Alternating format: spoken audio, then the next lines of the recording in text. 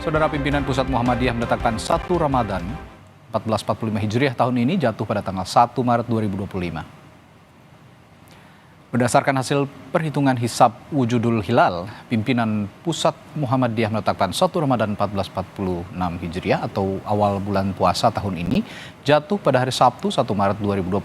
Sementara Muhammadiyah juga menetapkan 1 Syawal 1446 Hijriah atau Idul Fitri jatuh pada 31 Maret 2025. Pada saat matahari terbenam Jumat 28 Februari 2025 Masehi di seluruh wilayah Indonesia bulan berada di atas ufuk, karena itu bulan hilal sudah wujud. Di wilayah Indonesia pada tanggal 1 Ramadan 1446 Hijriah dengan demikian jatuh pada hari Sabtu Pahing tanggal 1 Maret 2025 Masehi. Umur bulan Ramadan. Kesorotan lainnya, Saudara Ketua Komisi 7